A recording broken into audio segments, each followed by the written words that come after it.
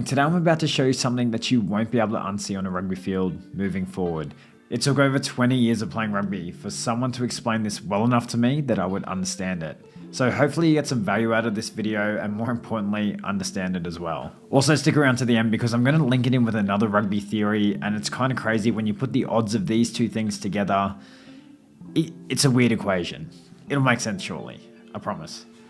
Alright, I'm going to start with the shortest clip in the world, and I want you to just watch it and try to pick up on what is this weird rugby phenomenon you're seeing in this video. Springboks vs Ireland.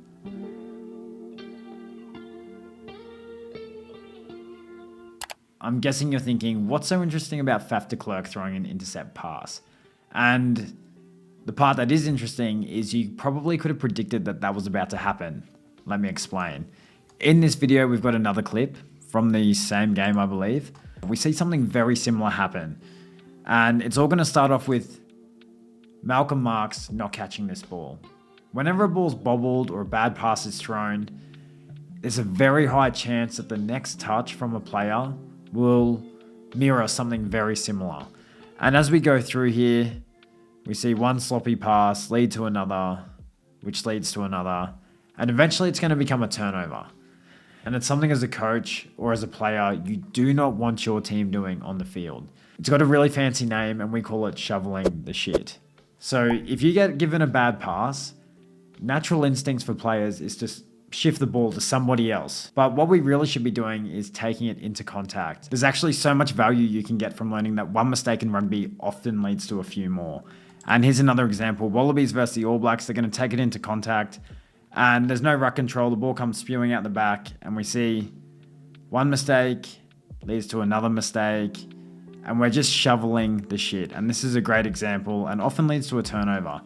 Because sure, you might say that was just a great pilfer from the All Blacks. But when you watch a game of rugby, I want you to focus on how often a mistake instantly will lead to a turnover if the player doesn't take the ball into contact. Now, these examples are at a professional level where players have the highest skill set. They're training every single day. When you drop down into schoolboy rugby or clubland, the damage of shoveling the shit is so much more dangerous. And even at a professional level, the statistics would be through the roof. You cannot unsee this on a rugby field now. Before I link this to another rugby concept and just how they work together, which is kind of crazy, this is what you want to be doing, and it's a trademark of Scott Robertson's coaching. He's really good at teaching his players not to shovel the shit. Cody Taylor gets a terrible ball, and instead of trying to pass to somebody else because he's on the back foot, he's just going to run it into contact and just relieve that pressure off the team. Even Fiji, who you'd expect to be the biggest exception to this rule, it's so quick and easy to find examples of them where one mistake leads to another, which leads to another. So the key message there is don't shovel the shit in a game of rugby. You need your players, when they get a bad pass, not trying to pull off a miracle pass from down at their ankles, but to just take it into contact and settle things down.